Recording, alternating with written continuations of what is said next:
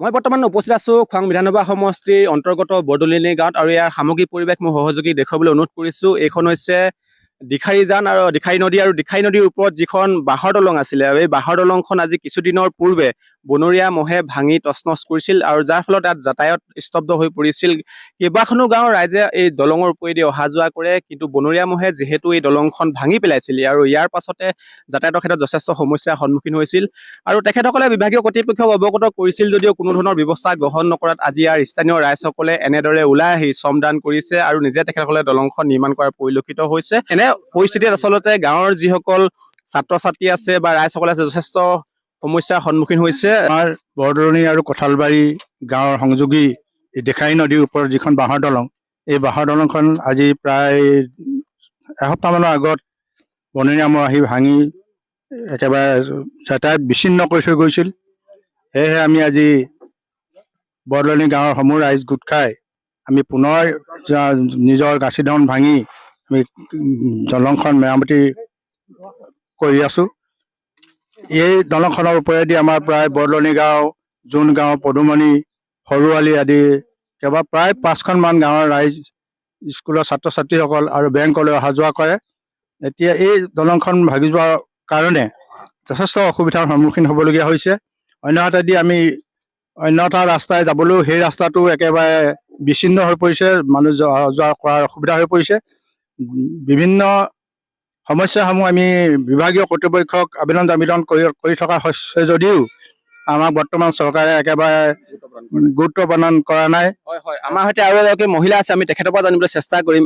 আপোনালোকৰ যিহেতু এখন বাঁহৰ দলং দীৰ্ঘদিনৰ পৰা আছে, চৰকাৰলৈ কিবা আহ্বান জনাব নেকি? চৰকাৰলৈ আমি বাৰে বাৰে অনুৰোধ জনাই থাকোঁ, এইখন দলঙৰ ওপৰত কিয় চকু নপৰে চৰকাৰৰ। কিন্তু আমিওতো দেশৰ নাগৰিক, আমাৰতো ভোটৰ অধিকাৰ আছে, আমিতো সময়মতে ভোটটোতো সাব্যস্ত কৰোঁগৈ। কিন্তু আমাক একো নালাগে, চৰকাৰৰ পৰা আমি একো নিবিচাৰোঁ। কিন্তু আমি বিচাৰোঁ অকল যাতায়াতৰ সুবিধাটো। অকল এখন দুখন গাঁৱে নহয়, কিমান গাঁও এইটো আলিত সাঙুৰি আছে।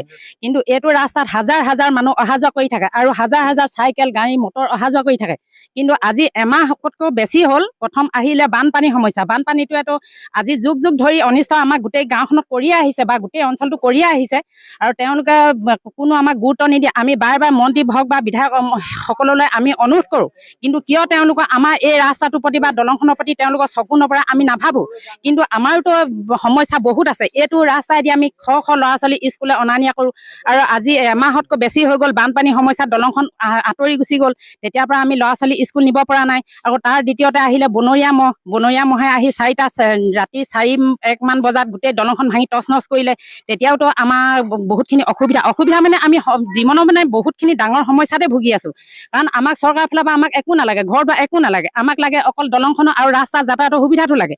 কাৰণ এইটো ৰাস্তাত অকল আমি অহা যোৱা নকৰোঁ, কিমান শ গাড়ী হাজাৰ হাজাৰ ৰাস্তাত এতিয়া ঘূৰি গৈছে সি মানুহ আহি। চবেইতো নাজানে এনেকৈ দলংখন যে এনেকৈ মহে ভাঙি থৈ গৈছে। কিন্তু যুগ ধৰি আগৰ যুগৰ কথা আমি নকওঁ, তেওঁলোকৰ দিনবিলাক তেনেকৈ অতিবাহিত কৰিলে। কাৰণ আজিকালি আমাৰ এতিয়া ল'ৰা ছোৱালীবিলাক আমি স্কুলত এই হেণ্ডছপ সিফালে আমি অহা যোৱা কৰোঁ আৰু এতিয়া আমাৰ ল'ৰা ছোৱালী এতিয়া আমাৰ এমাহতকৈ বেছি হৈ গ'ল, স্কুল ক্ষতি হৈছে। কাৰণ লোকচানটো আমাৰ হৈছে। এতিয়া 3-4খন চৰকাৰী স্কুল আছে, এখন প্ৰাইভেট স্কুল আছে আৰু এটা পঞ্জাৱ নেশ্যনেল বেংক আছে।